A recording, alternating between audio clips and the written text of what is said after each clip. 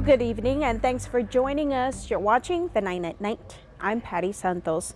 Well, San Antonio Councilman Clayton Perry says he will not resign from City Council. Instead, he will take a sabbatical as police continue to investigate his role in a hit-and-run crash. Today, Perry entered council to applause from supporters. They were there to urge council members against a resolution that would ask him to resign. Instead, it issued a vote of no confidence and scrapped the language calling for Perry to resign. Mayor Ron Nirenberg was the only one to vote against stripping that from the original resolution. I made my statements very clear that if what was in the police report turned out to be accurate, which I think the videos have shown to be so, that I believe in the best interest of the city, our organization, the standards that we keep, and the behaviors that we expect from our elected representatives, and frankly for the best interest of Councilmember Perry getting well, that he should step down, and I still believe that. Look, I'm just trying to take it easy. I want to get to my office, sit down, and reflect on everything. Councilman Perry tried to avoid our cameras and questions after that meeting. He did not say when he plans to start his sabbatical. The council will appoint someone to serve through June 2023 when Perry's term ends or until he decides to return. Right now, Perry is charged with failure to stop and provide information, but last week, San Antonio police said it would file a DWI charge against the councilman. As of early this afternoon, the Bexar County District Attorney's Office says it has not received that charge. Donations to help Uvalde families are now being dispersed nearly 6 months after the shooting at Robb Elementary. That money comes from the Uvalde Together We Rise Fund.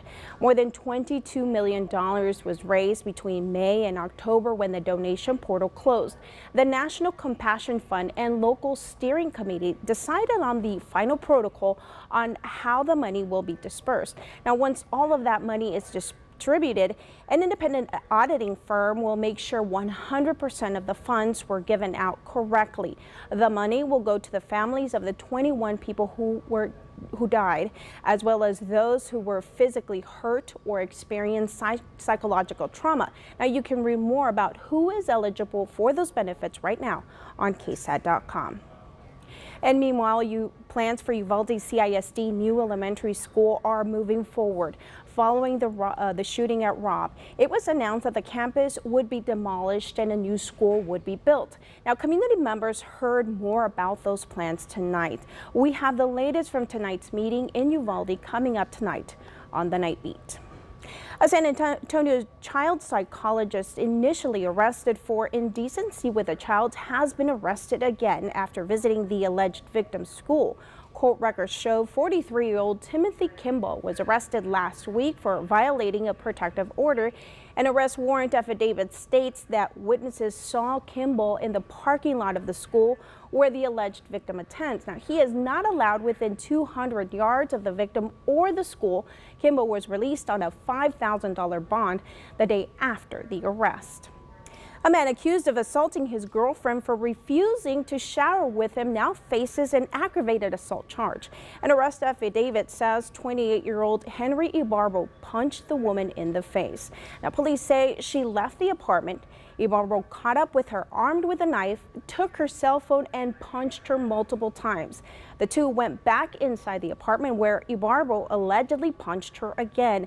The victim was able to leave and call police. The affidavit states Ibarbo was out on bond with an ankle monitor for an assault charge from last year. His bond is set at $75,000. A security guard at Cowboys Dance Hall is expected to be okay after he was hit by a pickup and pinned between two vehicles. Police believe the pickup driver did it on purpose. Police say the security guard was questioning the suspect's girlfriend about an assault on an alleged employee at the bar. The suspect is accused of hitting the girlfriend with his truck, causing her to hit her head and lose consciousness. And he also hit the security guard too. Both were taken to the hospital. The suspect was eventually arrested. Well, that deadly mid-air crash of two World War II planes in Dallas now being investigated by the National Transportation Safety Board.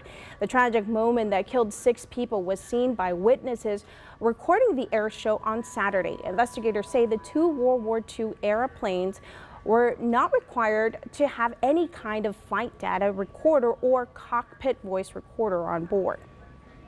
Our team methodically and systematically reviews all evidence and considers all potential factors to determine the probable cause. The NTSB says bystanders video that capture that incident will help them determining what happened. Well, the cooler weather is here, but is it here to stay? Let's get a quick check of the forecast with meteorologist Adam Caskey. Windy and cool tonight, and even to start the day tomorrow. You'll notice a few wind gusts, about 30 to 35 miles per hour around sunrise, with a temperature of only 40 degrees. So it'll give us a little bit of a wind chill factor down in the mid-30s. By noon, not as windy, 53, and then a high temperature of 58. We should hit that around 3-4 p.m. A lot of sunshine, just some high thin clouds streaming overhead. And look at the rest of this week. Some chilly mornings down in the upper 30s. I mean, well below average, both in the mornings and the afternoons. Highs near 60 by Friday, and that's going to be the warmest day. Our next chance of showers comes on Saturday. Cloudy, a few showers here and there, probably not a whole lot of accumulation, and cool, only 49 on Saturday. All right, thanks, Adam. On this World Diabetes Day, San Antonio is in the crosshairs of the largest epidemic in human history. Not COVID-19, but rather diabetes. More than 7 million of the 37 million people in the U.S. who have diabetes must get an insulin shot every day. Ursula Perry with a breakthrough that may soon simplify their lives. Wherever you are, whatever you're doing, when you need insulin, it's tough. If you went somewhere, you had to take your glucose monitoring kit with you. 48-year-old Chris Sheridan was diagnosed with type 2 diabetes 20 years ago. He's been checking his glucose levels every day for years now. I wanted to give myself a shot every day. Chris had to remember to take his insulin while working on his Jeep and then making sure he has it when he's in the middle of nowhere.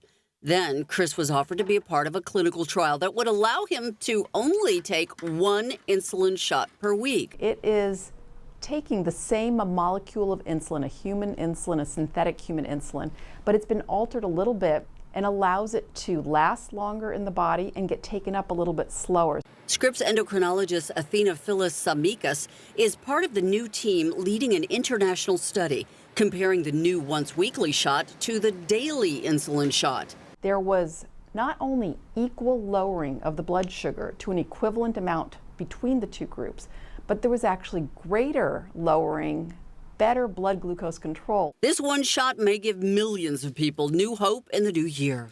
They're going from having to take 365 injections a year to only 52 times a year. A company in Denmark is who created this once-weekly insulin shot.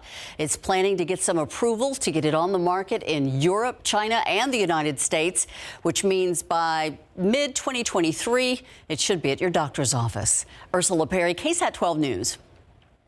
One of the biggest Thanksgiving traditions in San Antonio returns this year, but if you can't make it to the Raul Jimenez Thanksgiving dinner, you can still get a meal delivered. Registration for meal delivery is open until midnight tonight. Reservations can be made by calling the United Way of San Antonio and Bexar County's 211 helpline. These meals are reserved for homebody or physically impaired people, or if you have a loved one who is. Now, up to 10 meals can be requested per household. Organizers expect as many as 3,200 meals will be delivered this year. The Raul Jimenez Thanksgiving dinner will be held on Thanksgiving Day at the Henry B. Gonzalez Convention Center. This year's dinner marks the first year back since before COVID-19 pandemic.